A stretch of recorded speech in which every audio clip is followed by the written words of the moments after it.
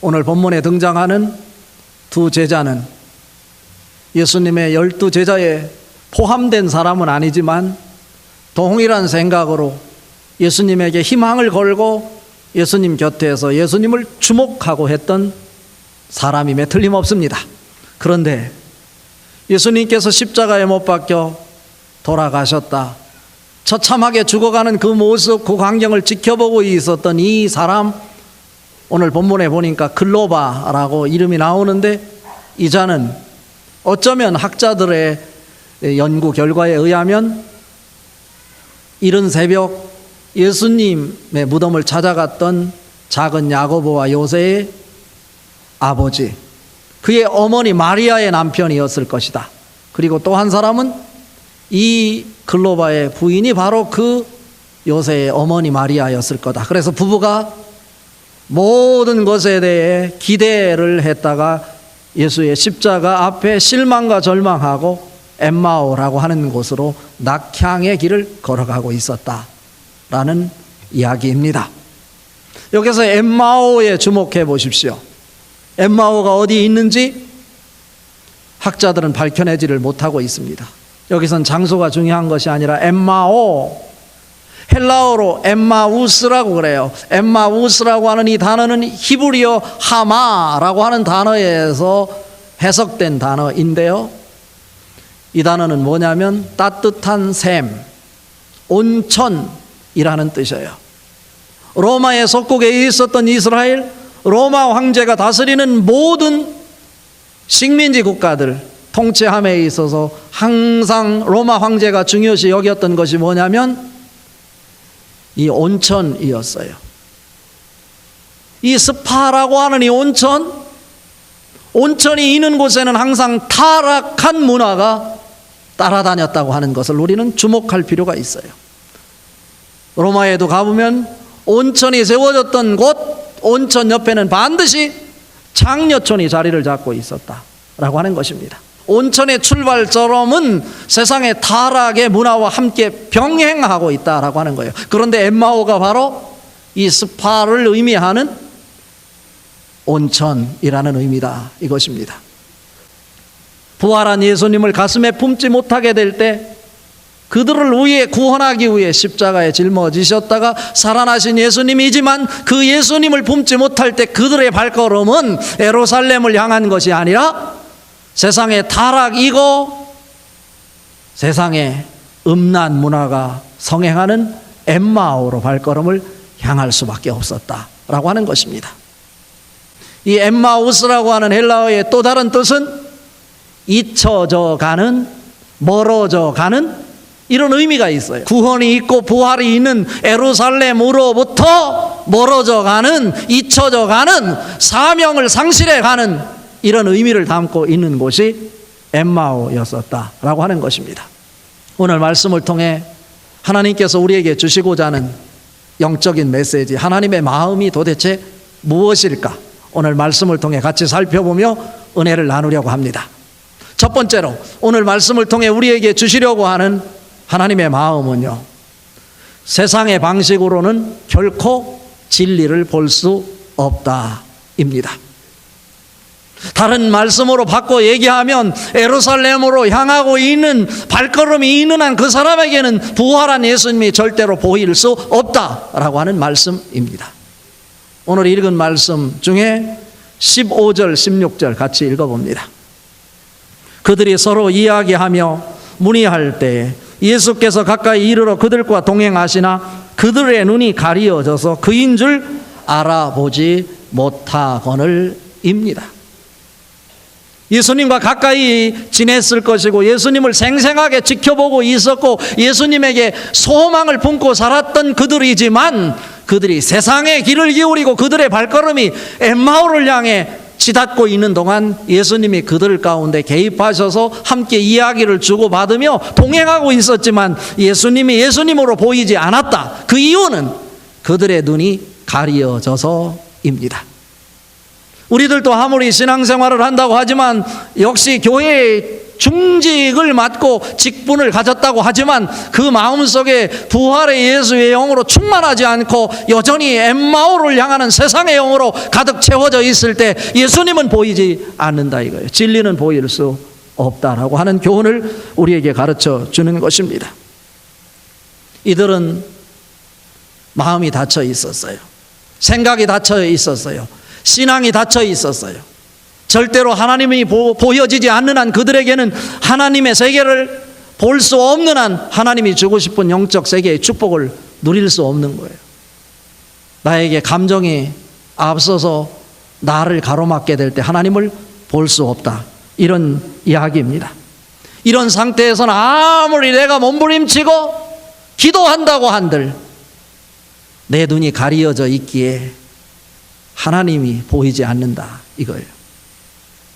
요한복음 8장 31절 32절에 예수님께서 이렇게 말씀하십니다. 그러므로 예수께서 자기를 믿는 유대인에게 이르시되 너희가 내 말에 거하면 참으로 내 제자가 되고 진리를 알지니 진리가 너희를 자유하게 하리라 말씀하고 있습니다.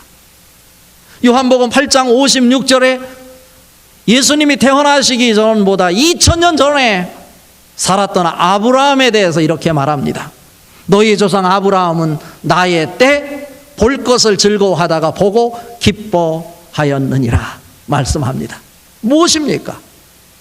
역사적으로는 2000년 전에 있을 사건에 대해서 아브라함이 영적인 눈이 뜨여 2000년 후에 있을 예수님의 그 때를 보고 즐거워하다가 기뻐하였다 라고 하는 것입니다.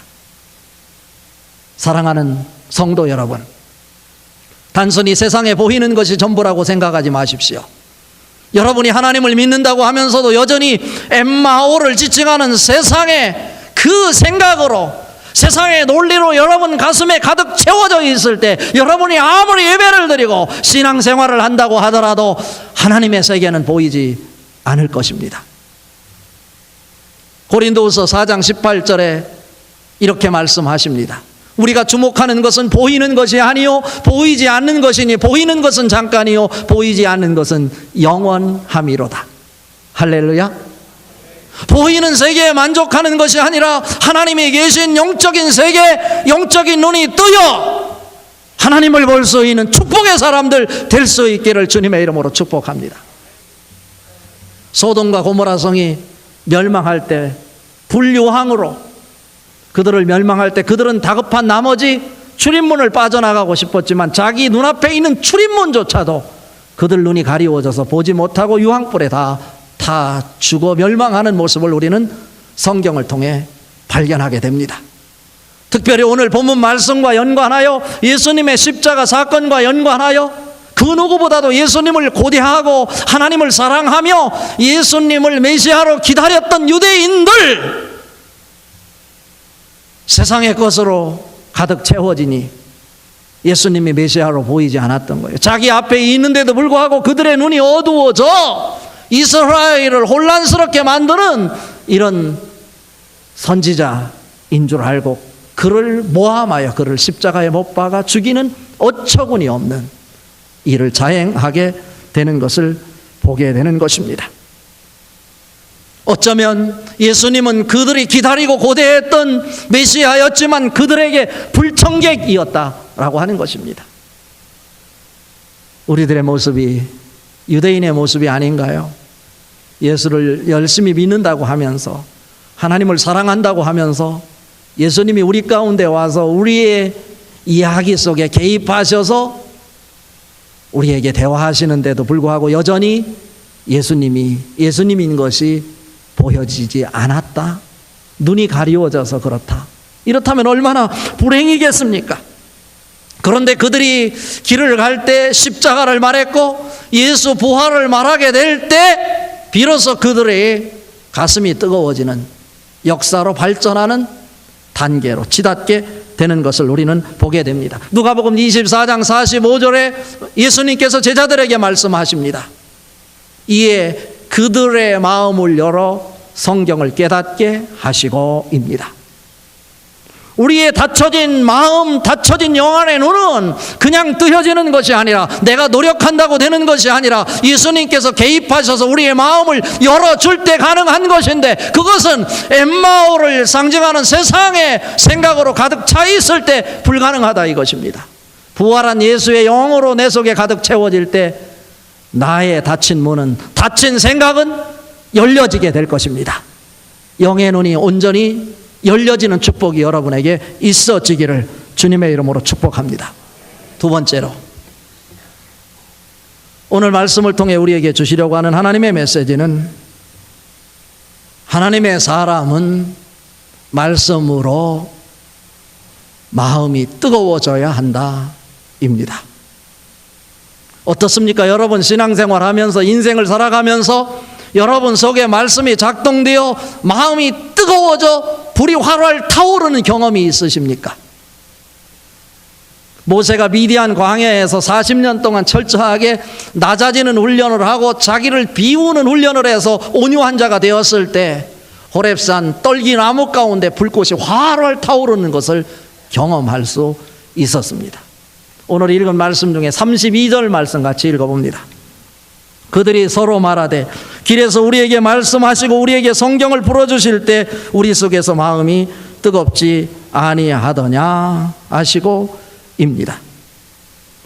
여기에서 우리는 새로운 신비의 상황을 봅니다. 하나님의 말씀은요,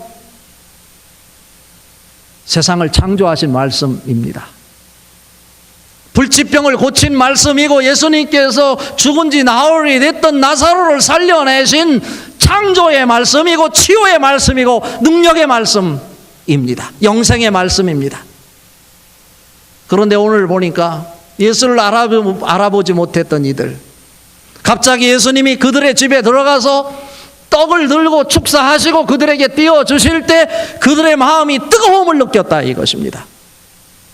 단순히 말씀을 읽는다고 뜨거움이 있나요? 말씀이, 객관적 말씀인 로고스로 내가 아무리 읽어도 이건 능력이 되지 않아요.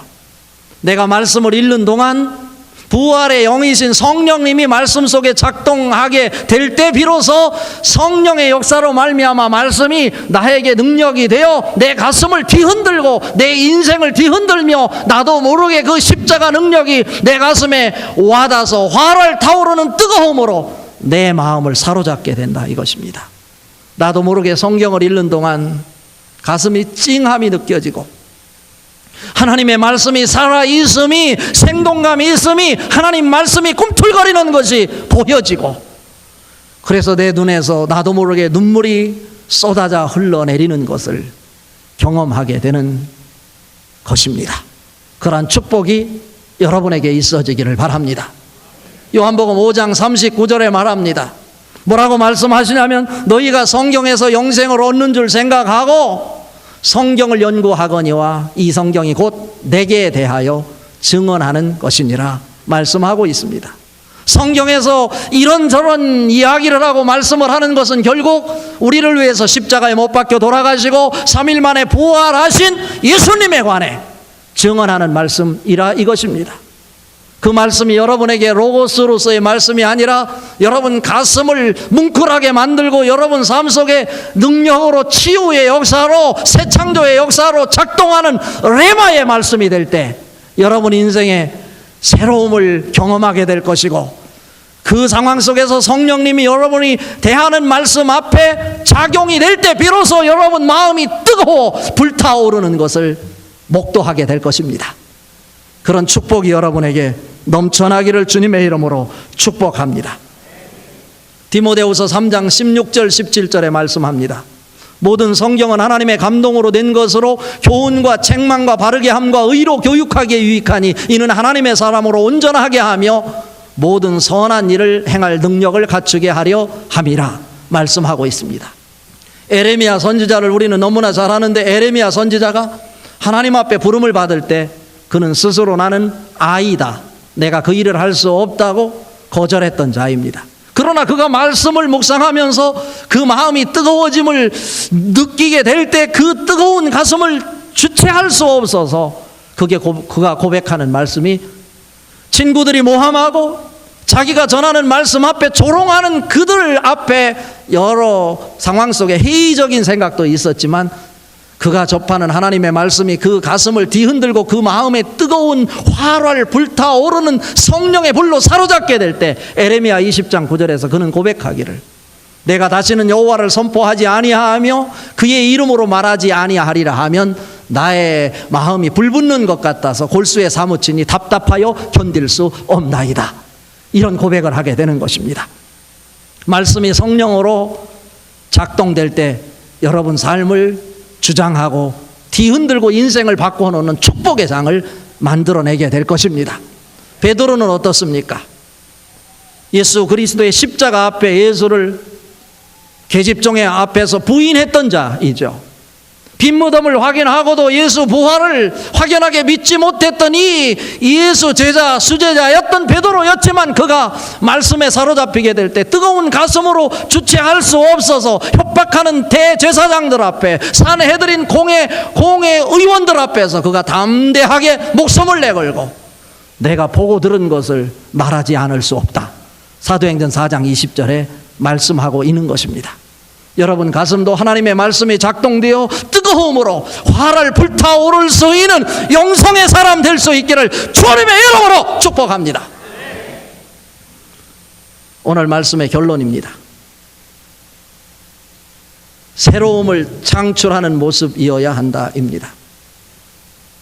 오늘 읽은 말씀 31절 말씀 같이 읽어봅니다. 31절 그들의 눈이 밝아져 그인 줄 알아보더니 예수는 그들에게 보이지 아니하시는지라입니다.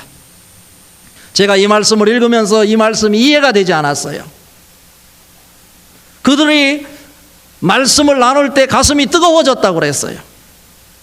신명기 8장 3절에서도 얘기하잖아요. 너를 낮추시고 너를 줄이게 하시며 또 너도 알지 못하고 내 조상도 알지 못하는 만나를 내게 먹이신 것은 사람이 떡으로만 사는 것이 아니오 여호와 입에서 나오는 모든 말씀으로 사는 줄을 내가 알게 하려 하심이라. 말씀이 나의 인생의 중심이 될 때 마음에 뜨거움이 있고 사명을 회복할 수 있다는 이런 말씀이죠. 그 예수님께서 주체자가 되어 떡을 떼어 말씀을 그들에게 나눌 때 말씀이 능력이 되어 성령의 역사로 그들 가슴이 뜨거워지게 됐다. 그래서 그들의 눈이 뜨여서 예수님이 예수님으로 보였다 이런 얘기잖아요. 그런데 예수님이 보이는 순간 예수님은 그들에게서 사라졌다라고 하는 것이 오늘 31절 말씀이에요. 그들의 영이 눈이 뜨여져 예수님이 예수님으로 보였다면 그들과 함께 하셔야 될 터인데 왜 그들 목전에서 사라지신 것일까? 이 사건을 통해서 우리에게 보여주시고자 하는 하나님의 메시지는 도대체 무엇일까? 이것이 우리의 논리로 해석이 되지 않는 거죠. 이 말씀을 제가 묵상하고 또 묵상하는 가운데 저에게 떠오른 해답이 있었어요. 그것은 영화 The Passion of the Christ 라고 하는 영화 기억하시죠? 수많은 예수님의 고통을 말하고 십자가를 말하지만 그 영화보다 예수님의 십자가의 고통을 실감나게 표현해내는 작품은 없다라고 알려지는 영화입니다. 그 영화 가운데요, 예수님께서 고통 중에 채찍을 맞으면서 십자가를 짊어진 채 고통스러워하고 인간의 그 처절한 모습의 극치에 달한 그 상황 속에서 그것을 지켜보고 있던 그의 어머니 마리아, 너무나 안타까워 그 쓰러져가는 그 예수님 앞에 다가가서 아들아, 아들아. 그때 예수님께서 자기를 향해 아들아 하고 안타까워하는 그 어머니를 바라보면서 예수님께서 하시는 메시지가 있어요. 어머니, 내가 사라져야 새로운 세계가 만들어집니다 라고 하는 이 메시지 속에 오늘 해답을 찾았어요. The passion이라고 하는 단어는 patient라고 하는 단어와 뿌리가 같아요. 라틴어로 파티라고 하는 단어인데 이건 질병 속에서 고통스러워하고 아파하는 상황과 또 하나는 그 아파하는 것을 치유를 받는 그 능력을 기대하고 있는 존재라고 하는 의미를 담고 있어요. 그러니까 patient라고 하는 뜻은요, 환자라는 뜻도 있지만 육체적, 정신적 질병과 고통을 참아내고 견뎌내는 사람을 가리켜서 페이션트, 인내하는, 견뎌내는 이런 의미를 담고 있어요. 이게 패션, 페이션트 같은 의미란 말이에요. 그러니까 여기서 더 패션 오브 더 크라이스트는 그리스도의 순환이라는 제목이에요. 열정이 아니고.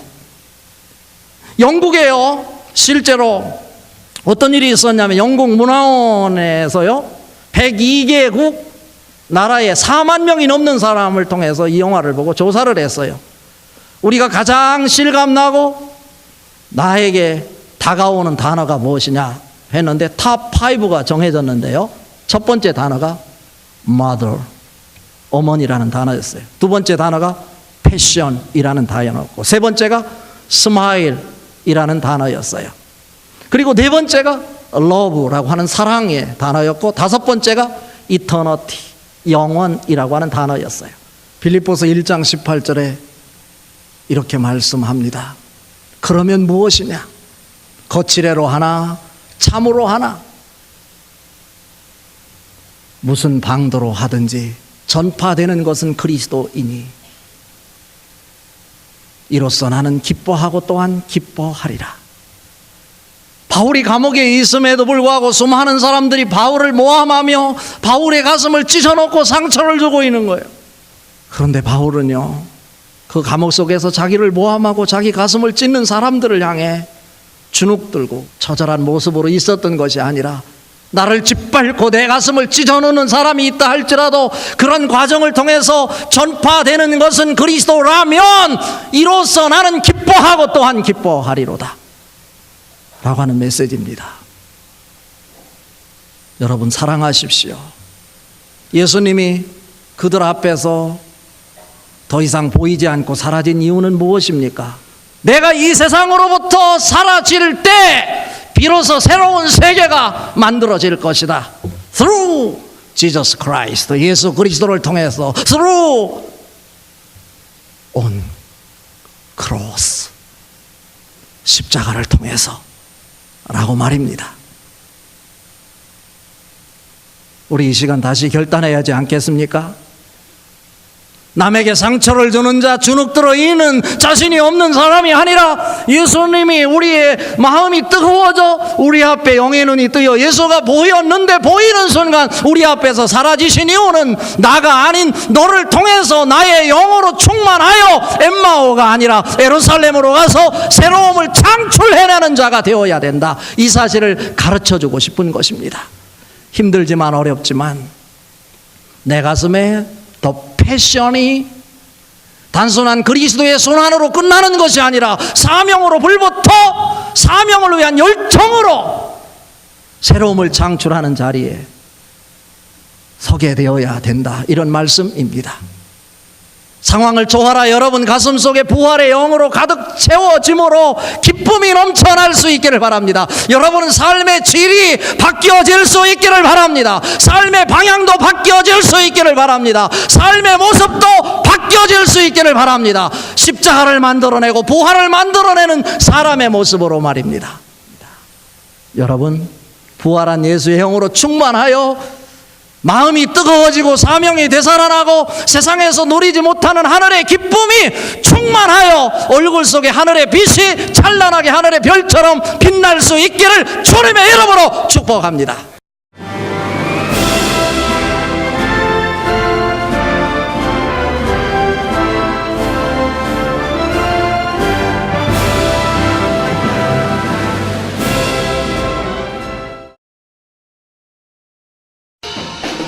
제3회 CBS 전국 청소년 실용음악 콩쿠르가 5월 16일 청주 서원대학교에서 열립니다. 청소년 실용음악 콩쿠르는 초, 중, 고, 대학 일반부로 나누어 보컬과 기타, 피아노, 드럼, 타악기 등 부문별로 재능을 겨루게 됩니다. 대상에는 문화체육관광부 장관상과 상금 500만 원이 주어지며 각 부문별 최우수상은 100만 원의 상금이 주어집니다. 접수는 4월 13일부터 27일까지며 자세한 사항은 청주 CBS 043-292국에 4100번으로 문의하시기 바랍니다.